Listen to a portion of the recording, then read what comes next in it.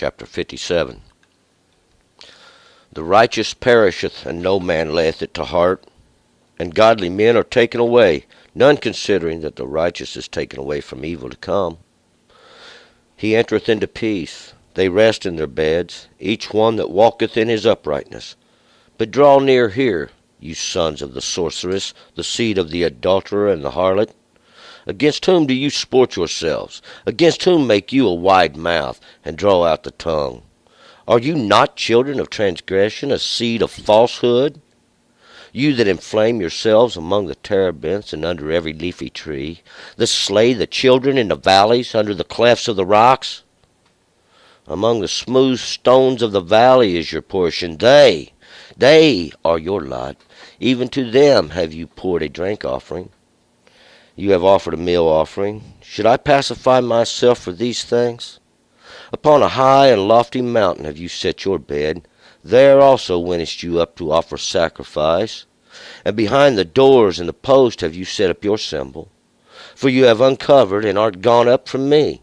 You have enlarged your bed, and chosen you of them whose bed you lovest, whose hand you saw. And you went to the king with ointment, and did increase your perfumes, and did send your ambassadors far off, even down to the nether world. You wast wearied with the length of your way, yet saidst you not, there is no hope. You did find a renewal of your strength, therefore you wast not affected. And of whom have you been afraid and in fear, that you wouldest fail? And as for me, you have not remembered me, nor laid it to your heart. Have not I held my peace even a long time? Therefore you fearest me not. I will declare your righteousness, your works also. They shall not profit you. When you criest, let them that you have gathered deliver you. But the wind shall carry them all away. A breath shall bear them off. But he that taketh refuge in me shall possess the land, and shall inherit my holy mountain. And he will say, cast you up, clear the way. Take up the stumbling block out of the way of my people. For thus saith the high and lofty one that inhabiteth eternity, whose name is holy. I dwell in the high and holy place, with him also that is of contrite and humble spirit, to revive the spirit of the humble, and to revive the heart of the contrite ones. For I will not contend forever, neither will I always be wroth, for the spirit that enwrappeth itself is from me, and the souls which I have made. For the iniquity of his covetousness was I wroth, and smote him. I hid me and was wroth, and he went on frowardly in the way of his heart. I have seen his ways, I will heal him. I will lead him also, and requite with comforts him and his mourners. Peace, peace to him that is far off, and to him that is near, saith the Lord, that createth the fruit of the lips, and I will heal him. But the wicked are like the troubled sea, for it cannot rest, and its waters cast up mire and dirt. There is no peace, saith my God, concerning the wicked. Let's go back up to the first verse. Yesterday we find that in last chapter, we find that God was declaring now to keep justice, to keep his Sabbath, to keep his law, to keep what he declared. Because even now, even in this end time, God is declaring this is God's salvation. This is God's salvation. It was a covenant went out to mankind and to all humanity from the beginning even, that they should keep God's law, that they should obey, even sending a witness into the earth. Even now, the servant of God, the servant who has to learn his lesson, see, just like in the book of Noah, but the servant will find he does learn his lesson. The servant learns his lesson. We ended the chapter now with these words of the one who is saying, now come, let us get drunk, and let us make merry and be happy now, for tomorrow's just like today, but much more abundant. The wealth of the world and we'll find they don't have no understanding. They consider these things of the flesh, and they don't understand the ways of God and the way God works. They have no understanding of the law to be obedient to it. We know the law is both law of flesh, law of spirit. It is both, and it both have to come to one understanding, see, and then they can walk together and with understanding. For the law is your understanding, and law is your knowledge and your wisdom. We're going to pick this up in verse 1. The righteous perisheth, and no man lays it to heart. Godly men are taken away, and none considering that the righteous is taken away from the evil to come. And this is what happens, see. All the goodness of the earth, God takes it away. God begins to take it away, even in of the blessing, even in a blessing, after he poured it out, or after he pours it out, see, and they go astray. The righteous are taken away because they're taken away from the evil to come. These are those even that are just. These are those that obey the law, see. And we find that the more and more perverted society gets, it's even evidence of this. The less and less, and the fewer and fewer of those that are obedient to the law of God are there. We see fewer and fewer. And they're taken away now, even from the evil to come, you see, because God has got judgment in the earth. It's an automatic thing. If you obey the law, blessing. If you don't obey the law, cursing. See, if you obey the law, life. If you don't obey the law, death. It's just as automatic as it gets. It's like a crossroad, and there do the paths part. One way we choose is life. The other way we choose is death. See, but wherever you're at, though, see, God can come and get you. God will come and get you, and take you and set you on righteous paths. He has the ability when we turn from God, when we turn on that path that we have chosen that's wrong, see, it's an automatic thing. God comes to you. He's constantly there with you. 2, he entereth into peace, they rest in their beds, each one that walketh in his uprightness. And here these are those that are the evil that is come. See, and these he entereth into his peace. Well, they've gone in and made them a peaceful place, and they rest in their beds. See, and they do rest in their beds. This is an old teaching from long ago. Even my grandfather taught me that you will make your bed in life, and then you will lay in it. See, these things have no choice. It's like a automatic thing. It's a automatic consequence for every action you do, every decision you make in life. You make your bed, see, and then you lay in it. So make your bed wisely, see. Be obedient to the law is what God is teaching here. Everybody. But this is not what they do, see. No, this is not what we're talking about here. See, they've made a bed, they've made them a place of peace, they've entered in, and we're getting ready to find out this is exactly who we're talking to. Each one that walketh in his uprightness. And we remember before the law, everyone did it whatever he wanted in his own heart. See, everyone did according to his own understanding. Every man went according to his own path. See, this is exactly what we're talking about here. Because that's what they do today. Each man in his own understanding. Each man having his own way. Of course, this ain't the way. See, this ain't the way God set it up. This ain't the way God designed it. This ain't the way God made it. See? Each man should be walking in the understanding of God. Each man should be walking in the law of God. 3. But draw near here, you sons of the sorceress, the seed of the adulterer and the harlot. Draw near to here, you sons of the sorceress, you sons of all these enchanters, these ones that these words have given birth to even now, this generation. It'll even carry it forward to the next. You seed of the adulterer and the harlot, because that's what it is, and that's what we see. They went out. The prophets are going to tell us. See, Ahola and Aholabah. There's no great secrets here. See, and what this all represents. See, and even then did they play the part of the harlot. These children, these are the children of the harlotry, and harlotry is simply an understanding not that of God. See, when we don't teach the children to obey the law, this is basically what we get. For against whom do you sport yourselves? Against whom make you a wide mouth, and draw out the tongue? Are you not children of transgression and a seed of falsehood? See? Against who do you sport yourselves?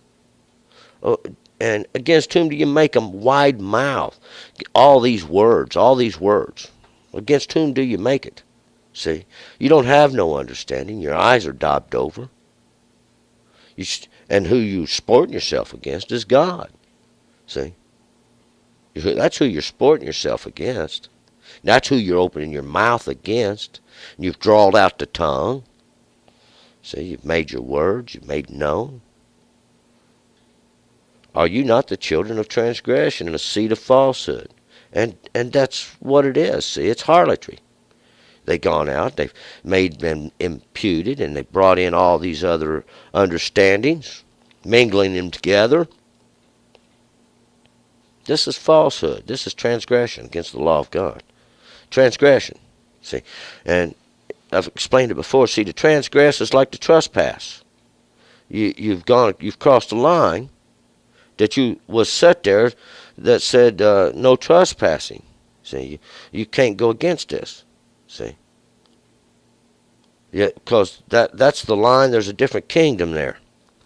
That's a wall, like, so to speak, that you're not supposed to go across. And when you jump over it, you're trespassing. See, when you think you can find another way, there's a trespass here. You got to go around the wall and try to find a gate. See, this is the thing right there. 5, you that inflame yourselves among the terebinths, under every leafy tree, that slay the children in the valleys, under the clefts of the rocks. That's who you are. You inflame yourselves. You make yourselves drunk. See, that's what this inflame yourselves mean. Remember them? Come, let us drink wine and strong drink. See, that's what they're doing. They're making themselves drunk. Among the terebinths and under every leafy tree. Among the terebinths, these great trees, these great associations they've made for themselves. That's what it is, these trees, these mighty things with all their branches. Under every leafy tree, every pleasant place did they build their high places, remember? See, from the beginning. This is what they was doing on every hill, under every leafy tree, every pleasant place. And you slay the children in the valleys, under the clefts of the rocks. Slay the children in the valleys. That's what you're doing. These that dwell in the low places of the earth. See, that's what the valleys represent. They're like a crack or a crevice, even behind the plow, in the furrow. You know, I believe we've talked about this. It's a place like the bugs fall down in here. See, into that crevice there. And then they can't get out. But this is a valley. It's on a much larger scale. See, it's a valley. It's between the mountains. Under the clefts of the rocks, see, that's where they're hiding. And these rocks, they represent the law. See, you go down there and find them hiding under the law of God, and you slay them there. 6. Among the smooth stones of the valley is your portion. They are your lot. Even to them have you poured a drink offering. You have offered a meal offering. Should I pacify myself for these things? Should I be happy about this? Is this all I get? Is this what you're offering? This drink offering, these words of your mouth? See, this you're pouring out? Your meal offering is that you've got from your harvest? Is this it? Well, do you remember Cain and Abel? Abel had offered, and Cain made an offering.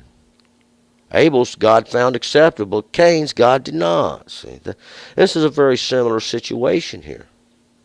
This offering, it's not acceptable. The smooth stones of the valley is your portion.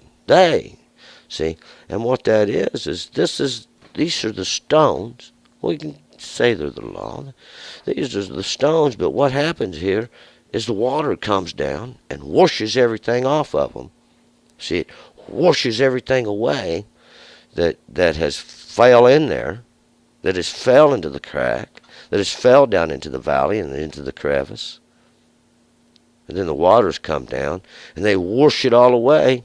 See, the washing away, the cleansing, and this is what's wore these stones smooth over a long period of time.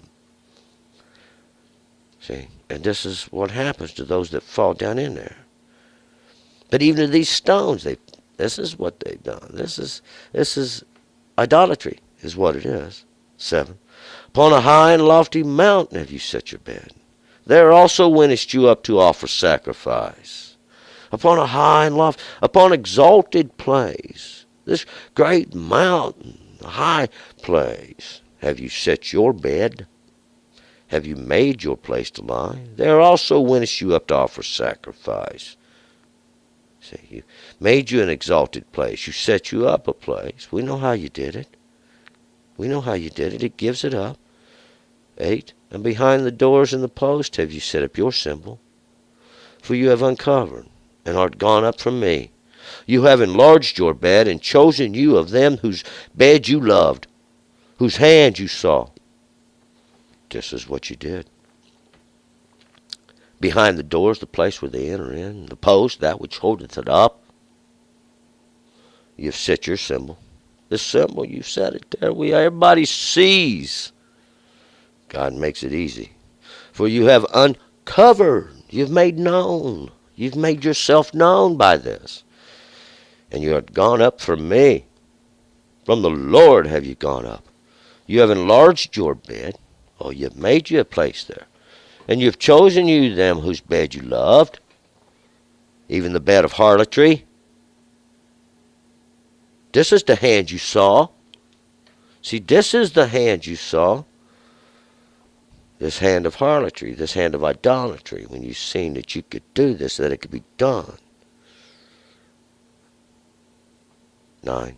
And you wentest to the king with ointment, and increased your perfumes, and did send your ambassadors far off, even down to the nether world. See, there it is, right there. And you went to the king, because see, the prophecies have told us this is what you was going to do. Yeah, the prophecy said this is what you was going to do, and that's what you did. With ointment, your healing substance, this way you thought you would heal. And you increased your perfumes, you increased your odor, you increased your smell, your pleasantness.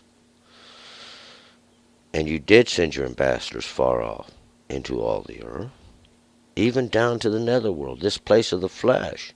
See, now, because this is where you exalted yourself. You have exalted, and you thought you was some high and mighty and great. See, but what you've done is you've kind of turned yourself into a harlot. Here with your perfumes and your ointments, your ambassadors far off, even to the netherworld. This is the place of the flesh, this netherworld. This is death down there, netherworld. Some people call it hell, nonetheless. 10. You have wearied. You was wearied with the length of your way. You said, yet saidest you not, there is no hope. You didst find a renewal of your strength, therefore you was not affected. You was wearied in the length of your way. It's too far to go, but yet you didn't look for no hope. There is no hope. You never said that. But you found a renewal of your strength. See, you found a way to renew your strength, and we know how you did it. See, you went into the king, and you got some help. 11. And whom have you been afraid and in fear that you wouldest fail? And as for me, you have not remembered me, nor laid it to your heart. Have not I held my peace even a long time, therefore you fearest me not? You have no fear of God. God's held his peace. See, God has turned his head for a moment. God looked away for a moment in judgment. See, in judgment did God look away. When God looks away, that's what he looks to judge. He looks to judge for the punishment, for the sins. Whom have you been afraid that you would fail? See, that you would fail? Well, you knew as you was going to fail from the beginning as soon as you raised up. 12, I will declare your righteousness, your works also. They shall not profit you. I will declare your righteousness. I will declare your justice. I will declare your judgment. Your works also. They judge you for yourself. See, the law did. Wham, bam, as soon as it went out. They ain't going to profit you. There'll be no profit in this, what you've done.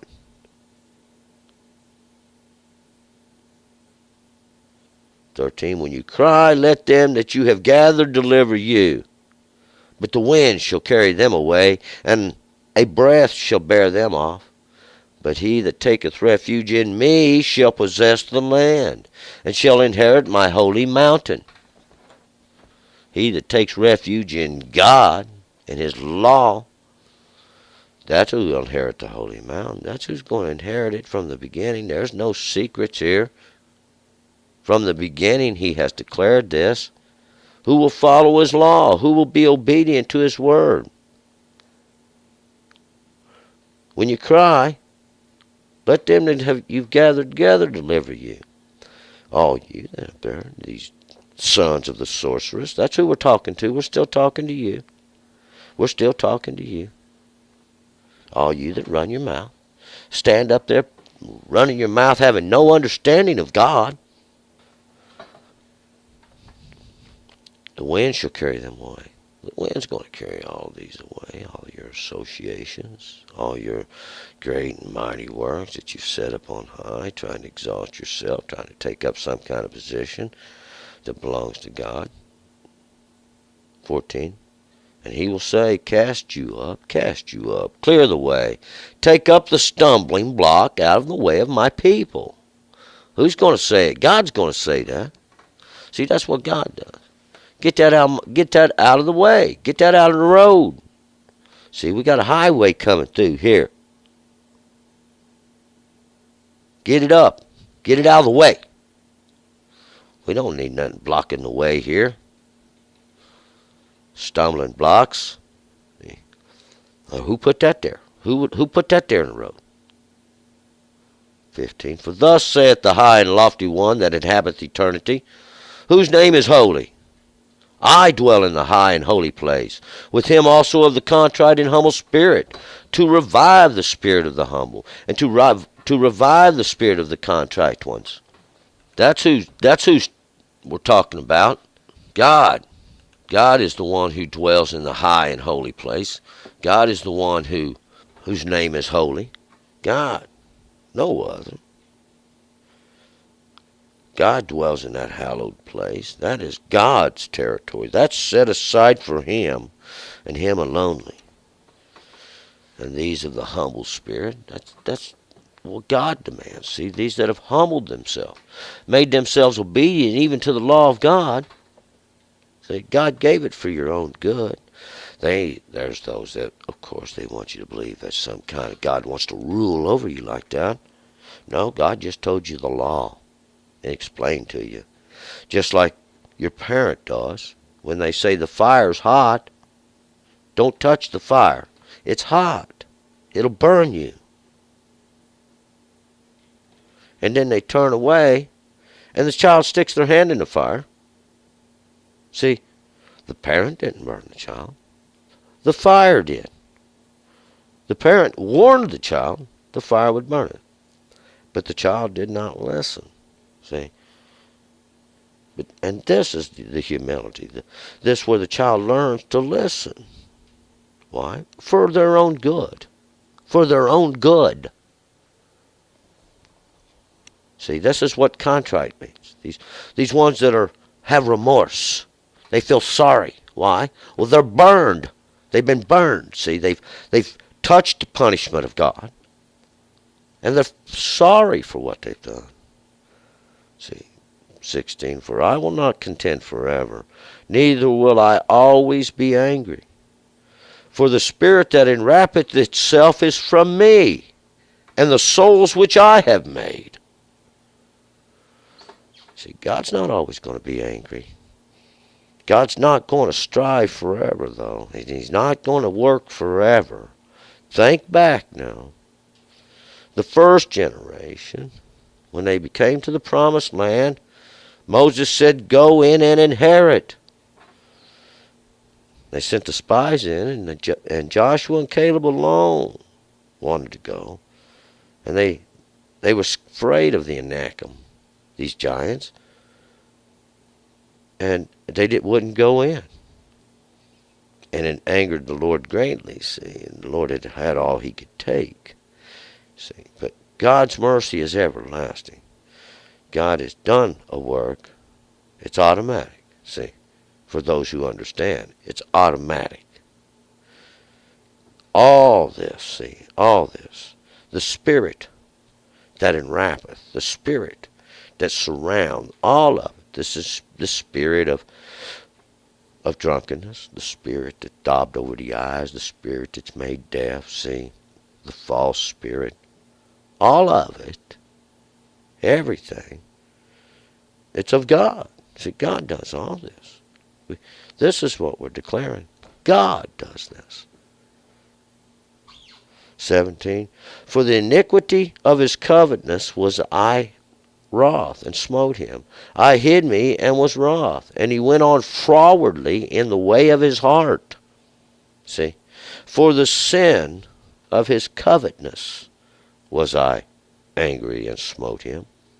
For the sin of his covetousness. Remember, thou shalt not covet. Thou shalt not covet. This is a sin. This is the iniquity. This is the breaking of the law. Just another example.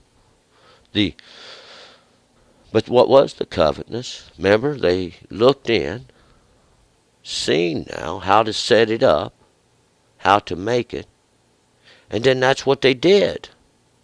That's what they did. And they did set it up there by their door and their posts behind it. That's what they did. This place where you enter in. This is how they did it. I have seen his ways, and I will heal him. I will lead him also, and requite with comforts him and his mourners. See, but God has the ability to heal. God has the ability to turn it around. See, God can do whatever God wants. Peace, 19, peace to him that is far off, and to him that is near, saith the Lord that createth the fruit of the lips. I will heal him. Peace. See, God done this. Remember, this always takes me back to the child that Elisha told the woman she was going to have. See, and the child grew, and it suddenly had the massive headache. It fell. The child was dead, and the woman ran to get Elisha. See, but God revived the child. God did this through his servant. See, this is the purpose. This is what happens. 20. But the wicked are like the troubled sea, for it cannot rest, and its waters cast up mire and dirt. And this is the example of them. And it's like the troubled sea, but God does make the sea roar. See, it cannot rest, and its waters cast up mire and dirt. And this is how they pollute the water. This mire and dirt from that which is settled. See, that which had been on the bottom, it had settled down. But when the seas begin to roar, see, it picks this up and drags it up, and it pollutes the water. God does this. This is how God works. It's 21. There is no peace, saith my God, concerning the wicked. And as long as we see this in the earth, we know one thing, that the law of God is not being obeyed. See, they have gone wickedly and done wickedly. Even this that the elders do. These that sit up there in that high seat, they want to make themselves the ruler now. One law judges me, one law judges all, and you're not exempt from it, because nowhere can you find it. Even now, more than ever, more so, you've made known. See, you've uncovered. You've gone up from me, saith the Lord. All right, let's move forward to chapter 58.